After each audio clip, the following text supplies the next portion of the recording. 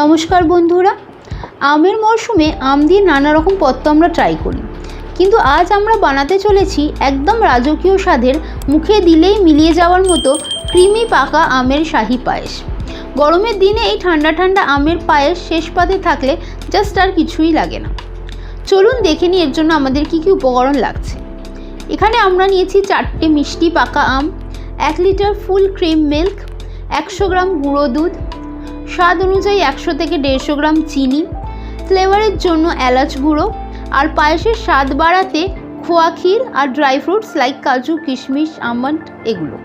প্রথমে আমরা আমগুলোকে ধুয়ে খোসা ছাড়িয়ে ছোট ছোট কিউব আকারে কেটে নেব। এবার একটা বড় সাইজের আমের পাল্প বার করে সেটাকে মিক্সারে ব্লেন্ড করে মসৃণ বানিয়ে নেব। এবার কড়াইতে 1 লিটার লিকুইড দুধ বসিয়ে দিন। দুধটাকে আমাদের ফুটিয়ে প্রায় 500 ml মতো করে নিতে হবে। দুধটা ফুটতে শুরু করলে এর মধ্যে আমরা দিয়ে দেবো 100 গ্রাম গুঁড়ো দুধ। গুঁড়ো দুধ দিলে পায়েসের গ্রেভিটা দারুণ ঘন হয়।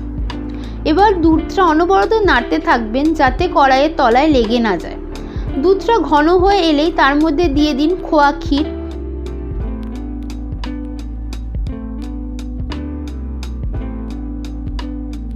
এবং এতে আপনাদের স্বাদ মতো চিনি দেবেন। আমরা এখানে 150 গ্রাম মতো চিনি ব্যবহার করেছি। এবার দুধটা ততক্ষণ ফোটান যতক্ষণ না চিনিটা পুরোপুরি গুলে যাচ্ছে। এবার এতে দিন কুচিয়ে রাখা কাজু বাদাম এবং কিশমিশ। ড্রাই ফ্রুটসের হালকা ক্রাঞ্চি ভাব এই পায়েসে দারুণ লাগে।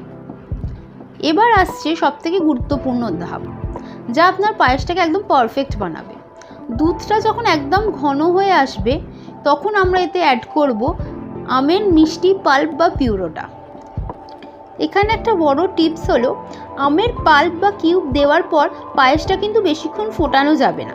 বেশি ফোটালে আমে থাকা অ্যাসিডের কারণে দুধটা কেটে ছানা হয়ে যেতে পারে। তাই আমের পাল্পটা দিয়ে এবং আমের টুকরোগুলো ছোট ছোট করে যেগুলো কাটা ছিল ওগুলো দিয়ে বেশিক্ষণ না নাড়িয়ে নামানোর আগে ওপর থেকে এলাচ গুঁড়ো ছড়িয়ে গ্যাসটা ঝটপট বন্ধ করে দিন এবং কড়াইটা ঢাকা দিয়ে 5 মিনিট স্ট্যান্ডিং টাইমে রেখে দিন, যাতে এলাচ আর আমের গন্ধ পায়েসের মধ্যে সুন্দরভাবে বসে যায়। ব্যাস তৈরি আমাদের জিভে জল আনা পাকা আমের শাহি পায়েস।